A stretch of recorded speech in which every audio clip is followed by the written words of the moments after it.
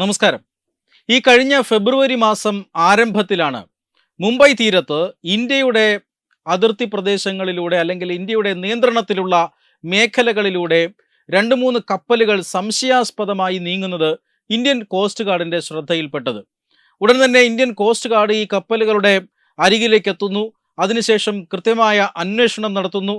ആ അന്വേഷണത്തിലാണ് ഈ കപ്പലുകൾ ഷാഡോ ഫ്ലീറ്റുകളാണ് എന്ന് കണ്ടെത്തിയത്. അതായത് ഇറാന്റെ ബന്ധമുള്ള അല്ലെങ്കിൽ ഇറാനുമായി ബന്ധമുള്ള ഷാഡോ ഫ്ലീറ്റുകളായിരുന്നു അത്.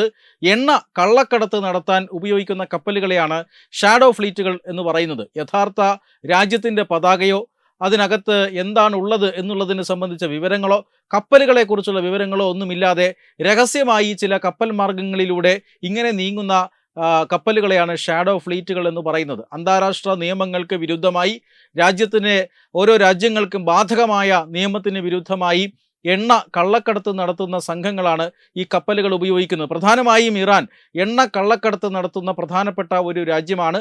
അന്താരാഷ്ട്ര ഉപരോധം ലംഘിച്ചുകൊണ്ട് ഇത്തരത്തിൽ ഇന്ത്യയുടെ തീരത്തുകൂടി ഇന്ത്യയുടെ സമുദ്ര മേഖലയിൽ കൂടി കള്ളക്കടത്ത് നടത്താൻ ശ്രമിച്ച ഇറാന്റെ 3 കപ്പലുകളായിരുന്നു അത്. ഉടൻ തന്നെ ഈ കപ്പലുകൾ മുംബൈ തീരത്ത് ഇന്ത്യ പിടിച്ചിട്ടു. കപ്പലുകൾ പോകാൻ അനുവദിച്ചില്ല. ഈ ടാങ്കറുകളെയെല്ലാം ഇന്ത്യ പിടിച്ചിടുന്നു.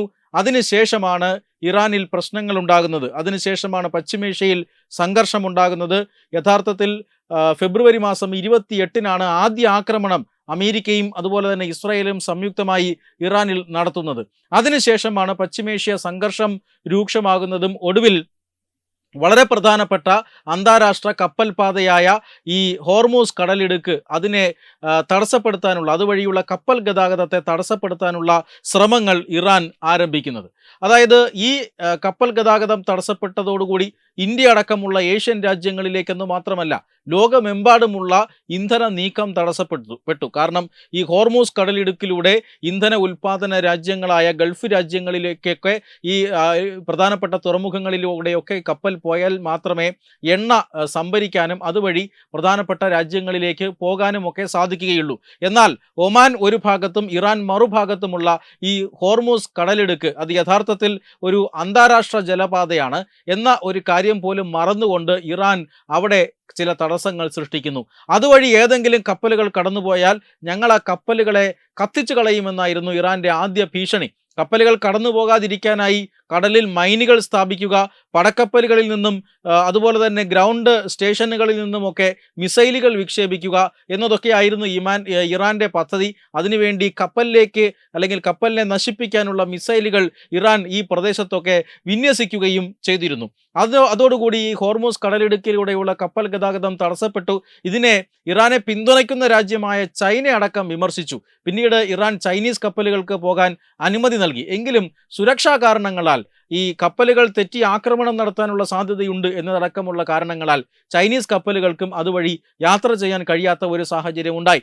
അപ്പോഴും ഇന്ത്യയുടെ 3 കപ്പലുകൾ സുരക്ഷിതമായി ഹോർമൂസ് കടലിടുക്ക് കടന്നു വന്നു. ഇറാനുമായി ചർച്ച നടത്തി. ഇറാനുമായി പ്രത്യേക ചർച്ച നടത്തി അനുവാദമൊക്കെ വാങ്ങിയതിന് ശേഷമാണ് ഇത്തരത്തിൽ ഈ 3 കപ്പലുകൾ കടത്തിവിട്ടത്. അത് ഇന്ത്യയിൽ LPG ക്ഷാമം അടക്കം രൂക്ഷമാകാൻ തുടങ്ങിയ ഒരു സാഹചര്യത്തിലാണ് ഈ 3 കപ്പലുകൾ ഹോർമൂസ് കടലിടുക്കിലൂടെ പുറത്തു കൊണ്ടുവന്നത്. ഇന്ത്യയുടെ 24ഓളം കപ്പലുകൾ ഇപ്പോഴും ഹോർമൂസ് കടലിടുക്കിനപ്പുറത്ത് കുടുങ്ങിക്കിടക്കുന്ന ഒരു സാഹചര്യമുണ്ട്. അതുകൊണ്ട് ഇപ്പോഴും ഇന്ത്യയും ഇറാനും അധികൃതർ തമ്മിൽ ചർച്ച നടന്നുകൊണ്ടിരിക്കുകയാണ്. കഴിഞ്ഞ ദിവസങ്ങളിൽ ഇന്ത്യയുടെ വിദേശകാര്യ മന്ത്രി പറഞ്ഞത് നമുക്ക് ഓർമ്മയുണ്ട്. അതായത് എല്ലാ ഇന്ത്യൻ കപ്പലുകൾക്കും ഹോർമൂസ് കടലിടുക്കിലൂടെ യാത്ര ചെയ്യാനുള്ള അനുമതിയൊന്നും ഇറാൻ തന്നിട്ടില്ല. ഓരോ കപ്പലിനും ഇങ്ങനെ സംസാരിച്ച് അനുമതി വാങ്ങുകയാണ്. അതിനുവേണ്ടി വളരെ പ്രധാനപ്പെട്ട അല്ലെങ്കിൽ വളരെ ദീർഘനേരം നെഗോസിയേഷൻസ് നടത്തേണ്ടി വന്നിട്ടുണ്ട്. വിവിധ നേതാക്കന്മാരുമായി ചർച്ച നടത്തേണ്ടി വന്നിട്ടുണ്ട്. യുദ്ധം നടക്കുന്ന സമയമാണ്. അതുകൊണ്ട് തന്നെ ഓരോ കപ്പലുകളും വിട്ടുകിട്ടാൻ ഇന്ത്യ വലിയ നയതന്ത്ര പ്രയത്നമാണ് നടത്തുന്നത്. ഈ കഴിഞ്ഞ ഏതാനും മണിക്കൂറുകൾക്ക് മുമ്പ് ഇന്ത്യൻ പ്രധാനമന്ത്രിയും അതുപോലെ തന്നെ ഇറാന്റെ പ്രസിഡന്റ് പെസഷ്കിയാനുമായി ദീർഘമായ ചർച്ചകൾ നടന്നിരുന്നു. അതിൻ്റെ ഏറ്റവും പ്രധാനപ്പെട്ട അജണ്ട ഈ കപ്പലുകൾ വിട്ടു നൽകുന്നതുമായി ബന്ധപ്പെട്ടായിരുന്നു.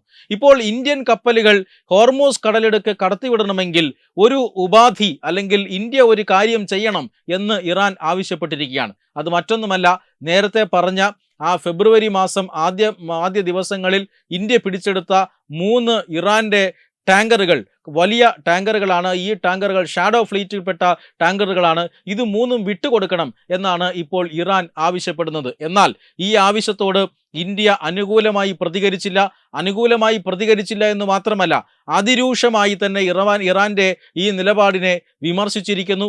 മാത്രമല്ല, നിയമവിരുദ്ധമായി ഇന്ത്യയുടെ നിയന്ത്രണ മേഖലയിലുള്ള കടൽപാതയിലൂടെ ഇത്തരത്തിൽ ഷാഡോ ഫ്ലീറ്റുകൾ പോകുന്നത് പോലെയല്ല ഇന്ത്യൻ കപ്പലുകൾ ഹോർമൂസ് കടലിടുക്ക് കടന്നു വരുന്നത്. അതായത് ഇന്ത്യൻ കപ്പലുകൾ നിയമവിധേയമായ കപ്പലുകളാണ്, അതിലൊരു കള്ളക്കടത്ത് നടത്തുന്ന കപ്പലുകളല്ല. അതുകൊണ്ട് തന്നെ ഈ കള്ളക്കടത്ത് നടത്തുന്ന ഷാഡോ കപ്പലുകളുമായി ഇന്ത്യൻ കപ്പലുകളെ താരതമ്യം ചെയ്യരുതെന്നും അന്താരാഷ്ട്ര നയതന്ത്ര മര്യാദകൾ പാലിക്കണമെന്നും പറഞ്ഞ് ഇറാനെ അക്ഷരാർത്ഥത്തിൽ ഇന്ത്യ വിരട്ടുകയാണ് ചെയ്തത്. 3 കപ്പലുകൾ സുരക്ഷിതമായി ഹോർമൂസ് കടലിടുക്കിലൂടെ പുറത്തേക്ക് കൊണ്ടുവരാൻ സാധിച്ചുവെങ്കിൽ ഇനി കുടുങ്ങിക്കിടക്കുന്ന 24 കപ്പലുകളും പുറത്തു കൊണ്ടുവരാൻ ഇന്ത്യക്ക് അറിയാമെന്നും കൂടുതൽ ഉപാധികൾ മുന്നോട്ട് വച്ചാൽ സ്ഥിതിഗതികൾ രൂക്ഷമാകുമെന്നുമാണ് ഇന്ത്യ ഇറാനെ അറിയിച്ചിരുന്നത്. അതിന് തൊട്ടു പിന്നാലെയാണ് ഇന്ത്യൻ പ്രധാനമന്ത്രിയുമായി ചർച്ച നടത്താൻ ഇറാനിയൻ പ്രസിഡന്റ് തയ്യാറായത്. ആ ചർച്ചയിൽ കാര്യങ്ങളിൽ വളരെ പുരോഗതി ഉണ്ടായിട്ടുണ്ട് എന്നാണ് ലഭിക്കുന്ന സൂചന. ഈ ഇറാൻ ആണവ സമ്പുഷ്ടീകരണം അല്ലെങ്കിൽ ആണവായുധം നിർമ്മിക്കുന്ന പദ്ധതി അതിനി ആവർത്തിക്കില്ല, അതിനി ഉണ്ടാക്കില്ല എന്നതടക്കമുള്ള ഉറപ്പുകൾ ഇന്ത്യൻ പ്രധാനമന്ത്രിക്ക് നൽകിയിട്ടുണ്ട് എന്നാണ് ലഭിക്കുന്ന സൂചന. എന്തായാലും വളരെ പ്രധാനപ്പെട്ട തന്ത്രപരമായ കൂടിക്കാഴ്ചയാണ് ഇന്ത്യൻ പ്രധാനമന്ത്രിയും അതുപോലെ തന്നെ ഇറാൻ പ്രസിഡന്റ് പെസഷ്കിയാനും തമ്മിൽ നടന്നത്. തീർച്ചയായും അത് മേഖലയിൽ സമാധാനം സ്ഥാപിക്കുന്നതിന് കാരണമായേക്കാവുന്ന ഒട്ടനവധി ഘടകങ്ങൾ അതിലുണ്ട്.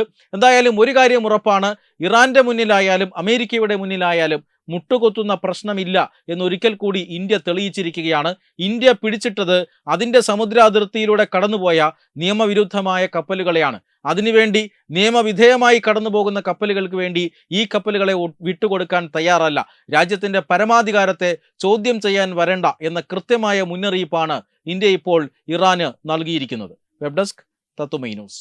HIV അണുബാധ സന്തോഷപൂർണമായ ഒരു ജീവിതത്തിന് തടസ്സമല്ല. HIV അണുബാധയ്ക്ക് ഫലപ്രദമായ ചികിത്സ ഇന്ന് ലഭ്യമാണ്. ഇതിന് യഥാസമയം അണുബാധ കണ്ടെത്തുന്നതും കാലേക്കൂട്ടി ചികിത്സ നടത്തേണ്ടതും അത്യാവശ്യമാണ്.